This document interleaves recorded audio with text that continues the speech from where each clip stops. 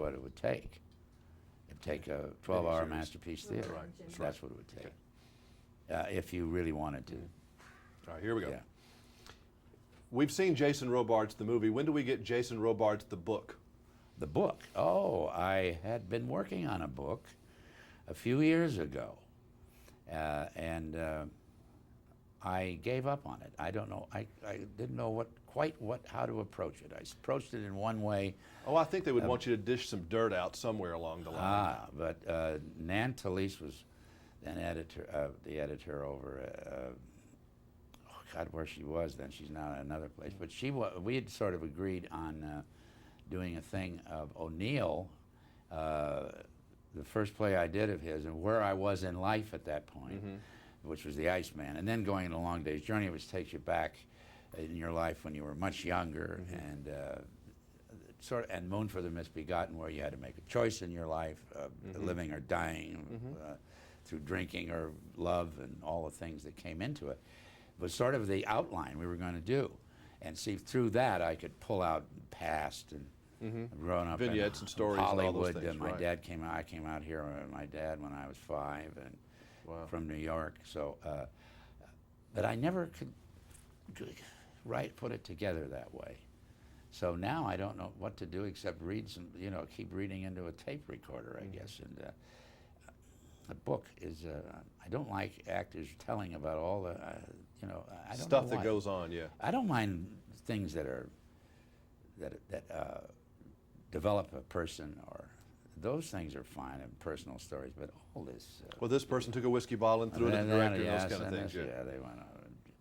John, I don't know. I don't Just don't want to hear go all there. that. Yeah, well, I understand that. Yeah. But watching you in your movies, how did this happen that, you've been the admiral, the editor, and the father. You're always the authority figure. When did that roll over? And you When did became that come into my life? Yeah. Yeah, I don't know. I played a lot of presidents, too, which is very strange. They'd call me up when I was very young. Started out in live television. They put a lot of beards on me and played an old guy from Nova Scotia or something. But I play straight, too. But it sort of evolved. I said, why are they having me play Lincoln again, or Grant, or Nixon? Well, it was called Moncton in that Washington Behind Closed Doors. It's hard to figure what that casting There's is. just something about your look, I guess, and the way whatever. And I don't see myself that way because I really, in a sense, don't see myself because I'm a stage actor and I'm in the theater a lot where you never look, and I have all kinds of Well, you'd be kind different of hard roles. to deal with if you thought you were the admiral, the president, the editor, Ben Bradley all the time. You'd be a I'd be pain. the worst, yeah. Although Ben thinks he's me. No, he doesn't, but after we did the movie, he bought a T-shirt with my name on it, and he wore it. What role is yours that if people on the street see you, what do they most put you with?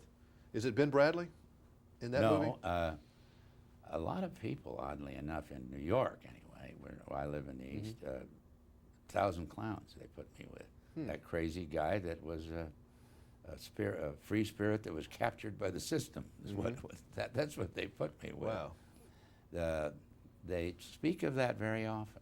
I bet people get confused when they see you too. They probably think you're some old uncle that they knew or some relative, or they've just seen you so much and they don't really know exactly what it is. No, and I have great, that's good you said that, because I have great anonymity, and I'm glad of it. Where a lot of my friends who I started with and I still know, they have to be careful going around. You know, it's a strange world now. Yeah, that would not be fun being that famous, would it? No, no, I don't think nasty. so. Are actresses more complicated than actors, you think?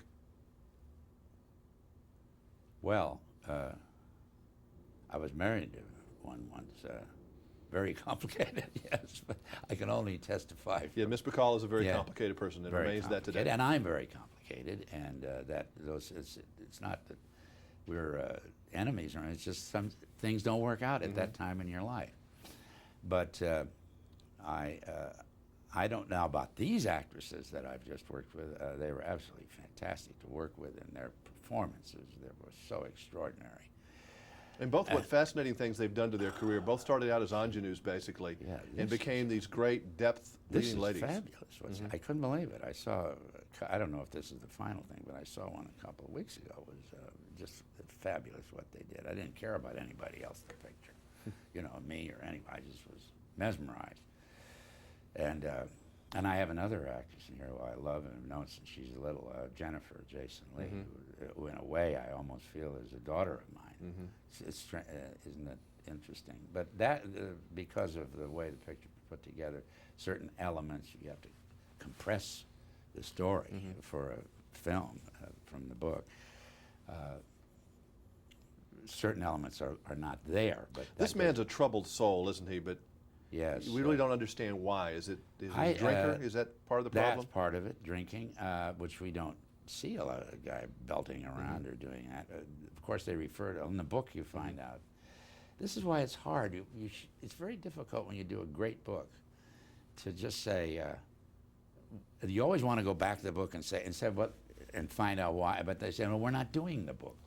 We're doing something, we're doing it, but we're not doing it. You have to make us understand without that background. And I don't know how you do that, because, in fact, we were trying to get more humor into Larry, because part I play, because, you know, if a guy was like this all the time, nobody stayed with him past the age of 10. They'd all run off, you know. He was a little dark. Way. Because he must have had fun at one time. There's description in the book of going out in the car when the wife was alive and the girl, they go out for a drive. It was a different, it gave a little color. But you only have 100 minutes to tell a story. That's right. It's compressed. Boom. Does it frustrate you not getting that instant gratification that you got on stage in a movie?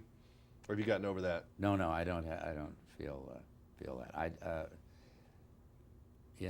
On the stage, it isn't really instant. It's a question of sharing, of timing, and sharing, pausing. I don't know if it's gratification. It's a joy, sort of, that is instant for them. They give it to you. The audience gives it back to you. Yeah, and it's three things: the play, the actors, and the play. That's the great, and the actors, and the audience is the big third one that really drives us. And you know, we'll rehearse a play for a month, go out and do our first preview, or just put it in front of an audience and say, my God, none of what, now I know what this means, you know. They key us. Affect your timing and everything. You have to let them laugh. And your attitudes, you know, and whether you want to play it for, and also the director's out there and he's taking notes. But it's putting together a blueprint, like in a way a movie is. You know, you take all these things in a movie, it's all out of context. In a play, you go straight through. But we don't have the plays much now as we used to when I started out. That's another problem. Dramatic work is not commercial, is what I'm saying. It's very difficult. Write that book. I want to read it. Thank you. Okay. Good to see you. Yeah. Well, you know, they just want you to tell